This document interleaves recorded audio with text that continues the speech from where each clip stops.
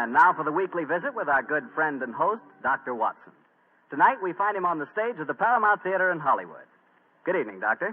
Good evening, Mr. Bartell. If you've bought a victory bond, you're welcome. I have, Doctor.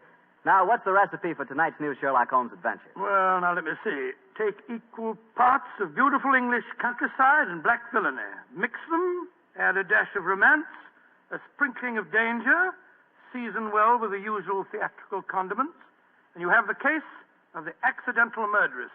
Sounds like a tasty dish. How did the story begin, Doctor? On a beautiful summer day in 1895, Holmes had just concluded his famous investigation of the sudden death of Cardinal Tosca, an inquiry which was carried out at the express desire of His Holiness the Pope. And in consequence, the great man felt that a couple of weeks' rest in the heart of Warwickshire would be a pleasant change after our rather strenuous adventures in Italy. And so, Mr. Bartell, we went to Stratford-on-Avon. Oh, the home of Shakespeare, huh? Quite right, my boy. As a matter of fact, that was the reason that decided us to go there. Holmes was a great lover of the drama, you know, and at the time my story begins, the Shakespearean festival was in full swing. For the first week, our life there was calm and peaceful. During the daytime, we visited the local places of interest, such as Anne Hathaway's cottage and Shakespeare's birthplace, and the evenings found us at the theater. It was on a Tuesday, I remember, during our second week's stay, that the trouble began. Holmes and I had gone for a walk through the nearby forest of Avon. He was in unusually good spirits that morning, and there was a distinct twinkle in his eye as he said, Watson, for once I begin to wish that I were a man of wealth. Oh, and what makes you say that, Holmes? The beauty of this place, old fellow. I'm perfectly certain that I'd be happy in retirement here. It's rather depressing to think that in a week or two the sordid necessity of making money will demand my return to Baker Street in a world of criminals. No, I must say that in an environment like this, it is a little hard to think of crime. How does the old saying go? Where every prospect pleases, and only man is vile. Yes, but Shakespeare puts it even better, old chap. Oh, really? What's he say? Well, surely you remember the speech in As You Like It. We saw the production 2 nights ago. Oh, I don't remember the speech. How did it go? In this setting, it's really remarkably apposite. Are not these woods more free from peril than the envious court? Here feel we but the penalty of Adam, the season's difference. Don't you remember? Sweet are the uses of adversity, which like the toad, ugly and venomous, wears yet a precious jewel in his head. And this our life exempt from public haunt finds tongues in trees, books in the running brooks, sermons in stones, and good in everything. I would not change it. Upon my soul, you read that much better than the fellow on the stage the other night. Don't tell me I adopted the wrong profession, Watson. Oh, dear me, wait a minute. Path seems to end here. Nothing but dense trees ahead of us. There's another path over there. I think it leads down to the river. Then let's follow it. The Avon is always... Great Scott, that was a... Holmes. Holmes, you hurt? Yes, I think I am. Bullet hit my shoulder. I think it's only grazed it. Well, get off your coat quickly. Let's have a No, look. it's only a scratch. First, let's find out where it was fired from. I heard the thud of a bullet in the tree behind me. Yes, here we are. Give me a penknife, old fellow, will you? There you are. Thanks. Do you suppose that shot was deliberate? Oh, I can't imagine someone mistaking me for a rabbit, Watson. By the way, there was a curious echo to that shot. I don't know whether you noticed it. Uh-huh. Here's the bullet. Now, let me see. I was standing there. A line from this bullet hole in the tree through the spot where I was standing would indicate that the shot was fired from that cluster of trees over there. Come on, Watson. Let's see what a search discloses. Yes, I wish you'd let me look at that shoulder before you start galloping all over the countryside, Holmes. You're bleeding quite profusely. Oh, plenty of time to look at it when we... Hello. Look over there. A man and woman running towards us across the clearing. Yes, and carrying guns. Yes, it looks as if it was an accident after all. Was anyone hurt? Yes, sir. My friend was hit in the shoulder. Oh, how dreadful. It's not a bad wound, is it? Oh, it's only a scratch, madam, I hope. But the blood on your coat. Well, just, how did this accident happen, sir? Well, we were out rabbit shooting. I was teaching my wife to use a rifle. I saw a rabbit scurry across the clearing. I raised the rifle and fired. It seemed to me, Geoffrey, that as I did so, you jolted my arm. Yes, I'm afraid I did, Alice. I was going to fire too, but as I raised my rifle, I jolted your elbow and sent your shot wild. I can't tell you how sorry I am, sir. Here's my card.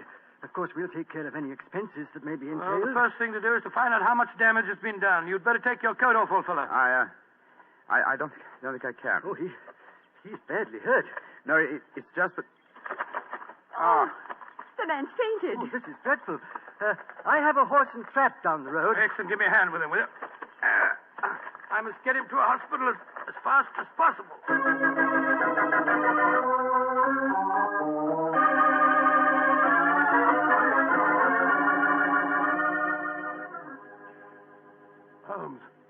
Holmes, you feeling any better? Has the nurse gone? Yes. She's bringing the house surgeon. And the man and his wife? They're down in the hospital waiting room. Oh. I found out their name. It's Markham. Then we're alone. Yes, old fellow. In that case, I can stop behaving as if I were at death's door. Holmes, you mean that you shammed that collapse just now? Yes, I did, Watson. Oh, well, spare me a oh. little pity, old chap. My shoulder is confoundedly painful, I assure you. Well, I'm sure it is. But what made you pretend to faint? I recognized this Mrs. Markham, and I think she recognized me. It's important she assume I'm out of action for a while. Oh? Mrs. Markham. Why? Well, Mrs. Markham is, in reality, the notorious Mrs. Dangerfield. You remember the Dangerfield case? The Dangerfield? Great Scott, yes. She was tried for the murder of her husband by poisoning, wasn't she? Yes, she was, old fellow. She was acquitted when the jury decided he was an habitual arsenic addict who happened to take an accidental overdose. Well, didn't you have some connection with Oh, the yes, case? It was I who tracked down the sale of the arsenic she claimed to have bought for cosmetic purposes. Well, if you ask me, that shot at you was no accident. Oh, of course it wasn't. I'm certain that I was recognized. In any case, her record is a bad one. Prior to her husband's death, there was an episode in which her uncle was killed in a shooting accident on a grouse moor in Scotland. An uncle who left her a large fortune on his death. And I suppose Mrs. Dangerfield was a member of the shooting party when the accident happened. Yes, she was. Now, she's something of a femme fatale, Watson. I must plan my actions very cautiously. I'm up against a dangerous opponent. Well, you'll have to stay in the hospital until your wound's being examined and dressed. That's true, old fellow. And while the local staff are taking care of that, I want you to shadow the Markhams. Of course I will, Holmes. Stick close to them, old fellow. Make them believe that I'm going to be kept here for some days. Find out as much as you can, and then report to me. Right, I'll do my best.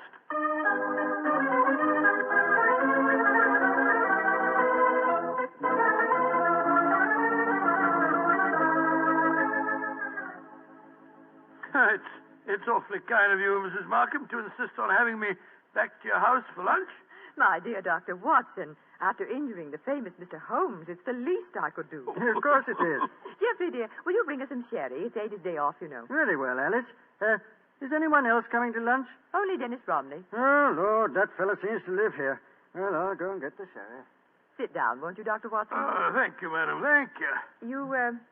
You say that you think Mr. Holmes will be in the hospital for some days? I'm afraid so. The wound wasn't serious. He lost quite a bit of blood. Oh, I feel perfectly dreadful about it. Well, you mustn't blame yourself too much, madam. It was an accident. Yes, but I might so easily have killed him. Well, you haven't, and that's all that matters. Did you say that Dennis Romney was coming to lunch? Is that the actor fellow from the Memorial Theater? Yes. Have you seen him on the stage? Yes, several times. Holmes and I have been going to the festival regularly since we came down here. A fine actor, isn't he? A shame they give him such poor parts. Well, it was really good. Imagine him letting that frightful Basil Grant play Hamlet last night, while Dennis only played Laertes. Dennis is 3 times a better actor. I suppose he is. He's coaching me in acting. Oh, coaching you? Really? Yes, he thinks that I may be able to get small parts here next season. I've always had a great urge to go on the stage, but no one's ever encouraged me before. Oh, here's Jeffrey. This sherry is rather special, Doctor. Jerez de la Frontera. Only a few bottles left. Oh, that's very nice of you, sir. Oh, that must be Dennis. I'll go let him in. We might as well have a drink. You'll find it'll help making this actor fella more tolerable. I take it, Mr. Markham, that you're not an admirer of Mr. Dennis Romney. Can't bear him. He's always quoting Shakespeare and behaving generally as if he were another Irving. He's got Alice completely fooled. Here's a glass, Doctor. Oh, thank you, sir. Thank you. Dennis, I want to introduce you to Dr. Watson. How do you do, Mr. Romney? How do you do, sir? Hello, Jeffrey. Want a glass of sherry? Thanks. That'd be very nice. Are you a disciple of the theater, Dr. Watson? Well, hardly a disciple, sir, but I've been attending the festival during the last week. I enjoyed your performances immensely, if I may say so. Oh, you may say so, Doctor. Here's your sherry, Dennis. Oh, don't be cross-eyed, Geoffrey. And please remember that Dennis is our guest. Oh, it's all right, Alice. I know that Geoffrey's bark is a good deal worse than his bite. And what play are you appearing in tonight, Mr. Romney? King Lear. I shall once again portray the thankless role of the King of France. Well, that incredibly bad actor, Basil Grant, tears a multitude of passions to tatters in his rendition of Lear. Oh, horrible, horrible, most horrible. I thought his Hamlet was atrocious last night, Dennis. Wasn't it? When he came to his final line, the rest is silence, was as much as I could do to prevent cheering. I felt rather the same way when you were killed in the duel, Dennis. Oh, Geoffrey, you're being intolerably rude. Why don't you take Dr. Watson upstairs and show him your butterfly collection? Then at least you'll know what you're talking about. Are you interested in butterflies, Doctor? I have quite a rare collection. Oh, really? I'd like to see them very much. Come on, then. I think we've just got time before lunch. Try and bring yourself down with a few better manners, Geoffrey, dear. I'm really quite an easygoing man, Doctor, but the arrogance of that fellow Romney infuriates Well, me. I must say he does seem to have rather a good opinion of himself. Don't put too much weight on that balcony rail. It's absolutely full of wormholes. Part of the attraction of an old house, my wife tells me. But I regard it as confoundedly dangerous. Yeah, and this is my little museum. In these cases, I think you'll find some of the finest specimens of Lepidoptera you've ever seen. It's my hobby, and I may say that, with the exception of the Natural History Museum, I doubt if you'll find a finer collection. It must have taken you years to collect them. It has. Many years, many disappointments, and a great deal of patience. Look at this fella. He's my prize specimen, a North American monarch. North American monarch. Beautiful, beautiful. Isn't he? And this is an admiral. Yes, of course I know Very him. rare. And this is a perfect bee-hawk moth. Bee-hawk And moth. here's an emperor. Ever see more exquisite markings? Well, never. Tell me, Mr. Markham, when you captured a butterfly, how'd you kill it without marking it in any way? With poison. Oh? What poison? Cyanide. Not arsenic? You heard me say cyanide, Doctor. The only reason I mention it is that a friend of mine collected butterflies once, and I'm certain that he always used arsenic to kill them. Why'd you keep talking of arsenic? You're trying to hint at something. No, my dear fellow. I was just curious, that's all. Yes. A trifle too curious, perhaps. There's the luncheon gong. Let's go downstairs again. So, old man, I didn't mean to offend you. No, of course you didn't. But my nerves are a little on edge today.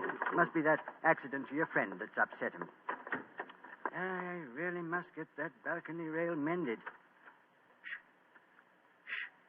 What is it, sir? My wife and young Romney. They're going into lunch. Listen. Darling, why won't he understand? Oh, but you expect Mr. Dennis. Geoffrey has no imagination. He's never understood me. Well, Doctor, they say that listeners never hear good of themselves. You know, sometimes I wonder if my wife wouldn't like me out of the way. Let's go down to lunch, shall we?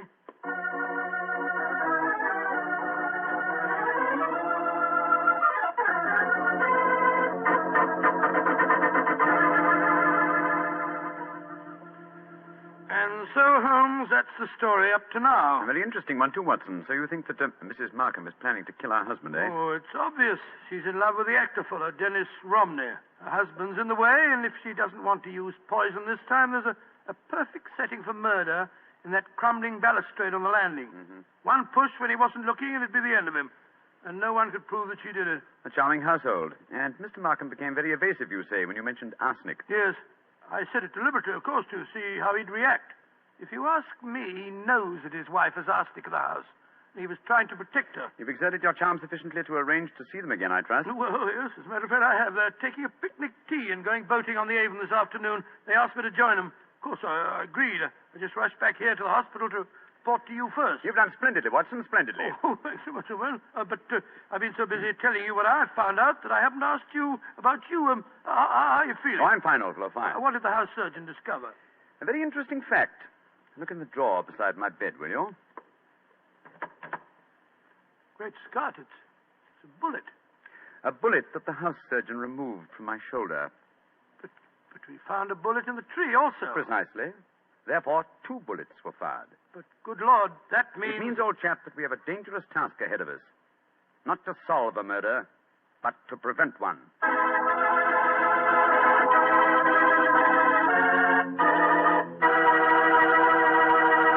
And now, Dr. Watson, what happened next? We left you at Sherlock Holmes' bedside in the hospital. Did the picnic with Mr. and Mrs. Markham prove an exciting one? No, it was rather unpleasant, as a matter of fact. The 3 of them kept squabbling all the time, and just as we were coming home, something unforeseen occurred. Mr. Markham fell into the river.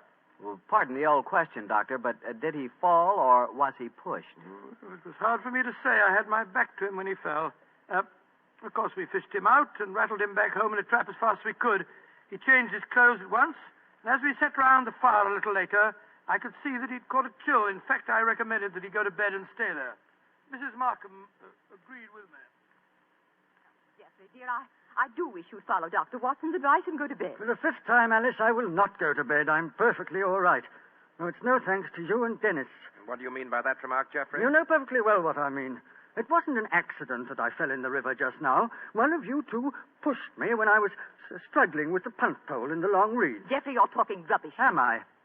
You were in the boat, Dr. Watson. Didn't you see what happened? No, I didn't, sir. My back was turned to you when you fell in. Well, then we'll call it an accident. An accident that happened by a curious coincidence, just where the river is deepest and the reeds thickest. Jeffrey, I don't like your tone. You can accuse me of anything you like, but when you start suggesting that If Alice... you don't like the way I talk to my wife, I suggest that you don't come to my house. I'm going to get a scarf. I'm chilly. Dr. Watson, I must apologize for my husband's behavior. I don't know what's come over him. Oh, that's quite all right, Mr. Markham. I quite understand. Well, I wish I did. I don't mind him yelling at me, but he's being so abominably rude to you, Alice. The last couple of weeks, it's been getting worse than ever. I know. Ever since we had that argument about the insurance policies, he's been unbearable. Insurance? Yes, Doctor. We took out quite large policies on each other's lives recently. You didn't tell me that, Alice. Well, it was his idea. And yet when the insurance man came here, you'd have thought I was forcing him into taking out the policy. Insurance? Great Scott, You what, Doctor? Nothing, Mr. Markham. No, nothing at all. Sounds as if you don't approve of insurance, sir. Oh, it's not that, Romney. It's just that I... Who can that be? I wasn't expecting anyone. Answer the door, Dennis, will you? Yes. Sounds as if Jeffrey has already done so. Alice, we have a visitor. Holmes, you shouldn't be up. Good evening, Mrs. Markham. Hello, Watson. Well, I'm delighted to see you, Mr. Holmes. So I understood from your friend that you'd be in the hospital for several days. The constitution of an ox and the obstinacy of a mule, 2 characteristics of mine, have combined in making possible an early departure from the hospital. How do you do, Mr. Romney? I think I've seen you at the theater. My name is Sherlock Holmes. How do you do, sir? You'll stay to supper, I hope. If it's not inconvenient, Mrs. Markham. Of course it isn't. I'll go in and arrange for it. Upon my soul, Holmes, I'm glad to see you. And are you, old fellow? Let's take a stroll on the terrace, shall we? It's rather warm inside this evening. You can go out through the French windows. Oh, thank you, Mr. Markham. Holmes, are you quite sure that you're well enough to go walking about? Of course I am. You must tell me, Watson, what the latest developments are. In the meantime, I myself have not been idle. Yes, Watson, I think our stage is set, and I have a feeling that I may contribute to a rather dramatic last act curtain.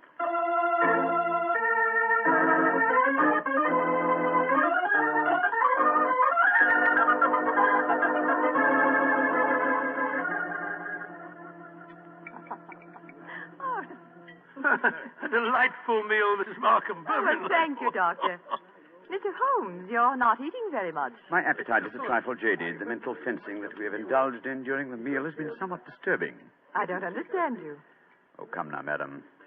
I know that you were once Mrs. Dangerfield, and you know that I know it. Why keep up the pretense any longer? Very well, Mr. Holmes. But we needn't converse in lowered voices. I'm sure that you've told Dr. Watson whatever there is to know, and perhaps more. I admire your courage, madam. Jeffrey, Dennis. Yes, sir. I want you to listen to this. Mr. Sherlock Holmes knows that I was once Mrs. Dangerfield. He's apparently under the impression that this is a dark secret of mine. Mr. Holmes, Jeffrey knew and loved me before I ever married Mr. Dangerfield. Of course I did, Holmes. He stood by me during the horrible trial after my first husband's death, and I told Dennis about the whole miserable business months ago. So I really don't see that you've uncovered any great secret. Not yet, Mrs. Markham, but I have a feeling that it's only a matter of moments. So you haven't got any secrets from Dennis either, eh? There's no need to shout, Geoffrey. And there's no need for Dennis to be in my house. Get out, Romney, and stay out. This business between you and Alice has gone far enough. I'll go when Alice tells me to. Well, if you won't go, then I'm not going to sit here. I'm going upstairs. You're shaking like a leaf, sir. You've got a fever. Don't you think you'd better go to bed? Mind your own business and leave me alone. Mrs. Markham, I really think you should persuade your husband to go upstairs and lie down. Don't worry, Mr. Holmes. I know how to handle him. I'll take him up. Put an arm around my shoulder, Geoffrey. Come along. We should follow them, Holmes. They have to pass that crumbling banister on the landing. With him in that state, she might try to... What are you suggesting, Doctor? Come and watch, both of you. We can observe them both from the foot of the stairs here. They're on the landing. She's on the outside. Look. Markham stumbled against her. He's pushed her against the railings. Look out! Come on, it's the stairs. Alice, are you all right? Yes, but Geoffrey tried to push me through the railing. That's a lie. No, it isn't, sir. The three of us were watching you from below. But the railing held. I don't understand I can explain that, Watson. This afternoon, while you were all at your picnic, I came here with a local carpenter. You had informed me, old fellow, that it was the maid's day off, and I took the liberty of reinforcing that decaying woodwork. What the blazes do you think you've been up to, Holmes? Preventing murder, sir, and finding the true solution to the Dangerfield case. What do you mean, Mr. Holmes? The true solution. Surely it's obvious to you, Mrs. Markham. You have told us that your present husband loved you before you married Mr. Dangerfield. It was he who accidentally killed your uncle so that you might inherit a fortune. It was he who accidentally gave your first husband an overdose of arsenic. Arsenic that he obtained for the purpose of destroying butterflies. Yes. It was he who tried to send you to your death by pushing you through those railings. And all the time, Mrs. Markham, I thought that you were the potential murderer. You fellows have got hold of the wrong end of the stick. All I've been trying to do is to conceal the fact that my wife was a murderess. Geoffrey, how can you say that? Markham, if you were a Just a younger moment, man... Mr. Romney. I'm not through with him yet. This talk is all very dramatic, Mr. Holmes, but I wonder how you're going to be able to prove Dr. anything. Watson, Mr. Romney, and I will testify to the attempt that you've just made on Mrs. Markham's life. Yes, and what about the attempt on your life, Holmes? Obviously, it was Markham who fired at you in the woods. But my wife has already admitted firing the shot. True, sir. But 2 shots were fired. The one that your wife fired, we found in the tree. The one that you fired was extracted from my shoulder in the hospital. Then the 2 shots were fired simultaneously. You remember, Watson, that I commented at the time on a curious echo. Mrs. Markham told us that her arm was jolted as she pulled the trigger. That was when the other rifle was fired. Mr. Markham didn't want me on the scene when he staged his latest accident, and so he tried to kill me. What kind of a devil have I been living with all these years? I think I'm going to kill you, Markham. Don't come near me. Keep him away from me. Leave him to the law courts, Mr. Romney. British justice may be slow, as indeed it was in the Dangerfield case, but in the long run, it is sure. You'll find that out, Mr. Markham, on the gallows.